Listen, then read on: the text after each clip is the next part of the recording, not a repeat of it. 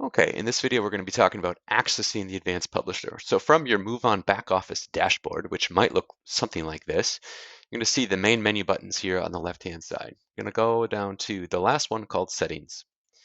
In Settings, from this main menu, you're going to go down to the 1, 2, 3, fourth one, which is called Online Services. From that submenu, you're going to go also to the 1, 2, 3, fourth one called Advanced Publisher. Once we click here, we're going to be redirected to a different interface. So it's actually a different kind of platform to amend and use and create the Advanced Publisher system. So when we click here, we should be auto-redirected. And sometimes we might get a login looking something like this to log in. Once we do that, we're going to get the home page of the Advanced Publisher. Should look something like this. It's your first time using the system. It's going to be completely blank, as in there's not going to be 1, 2, 3, 4, but there's going to be no publishers. So this is all publishers that exist.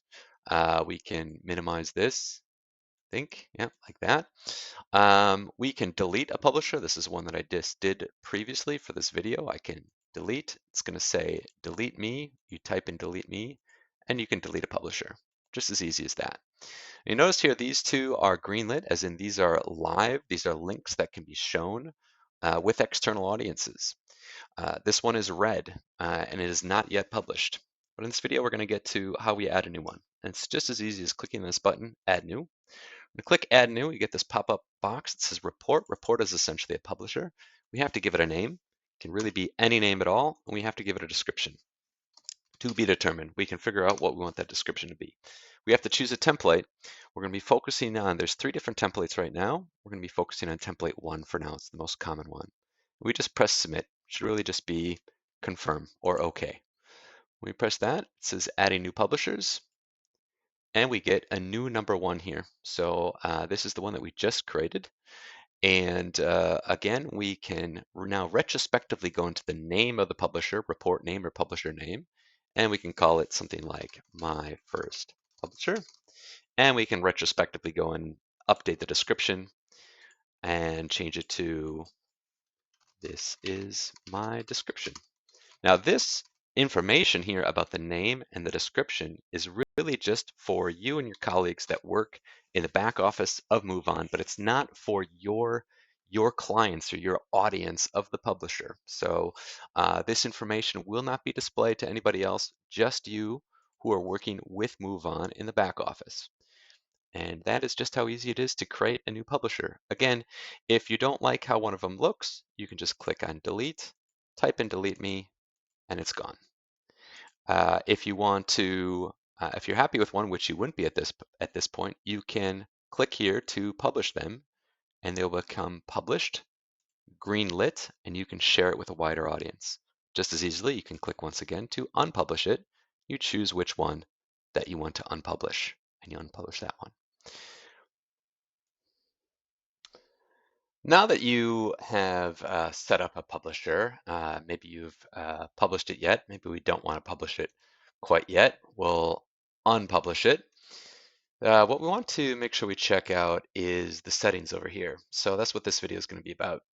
In general settings, you can give us a site title. Now, this is a bit strange to sounding. It's not really site title, but what I recommend putting here is your university. Like I've typed here, University of XYZ. Don't do anything with the email address here, but you can put in the time zone that you're in. Is not absolutely required, but you can do that. The week that the day this starts on, it's not really required, but you can do that.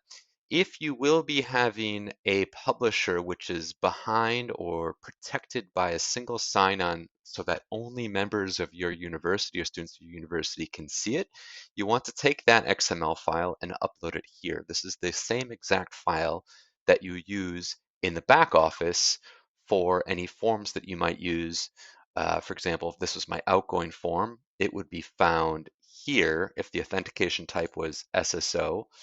This file that's found right here, you take that same file, download it, and you'd upload it here. Just find the file wherever it is on your desktop and upload it, and then press Save Changes. The other thing that you get within settings is users. Now here you can see there's a lot of users in my test system here, Sue Smith, John Snow, and John Doe. We do not recommend that you have that many different users use the Advanced Publisher as who might be using your Move On back office. What I mean by that is your Move On back office, if you find it as in the main system, go to Settings, Users, Users, it does not have to be that everybody that's listed here is also listed here. We recommend this be a small amount of people who are only going to be actually configuring and editing things in the Advanced Publisher. But if you do have somebody in mind, you can click Add User, enter in a username, an email address of that individual, generate a password for them, and then figure out what role you want them to be. Now, an author does not give them very many privileges, it's not used very often. I would say if it's going to be somebody that you're going to be working with, who's going to work with you in updating the publisher, make them an administrator. And then just simply click on Add New User, and that individual will get emailed at this email address.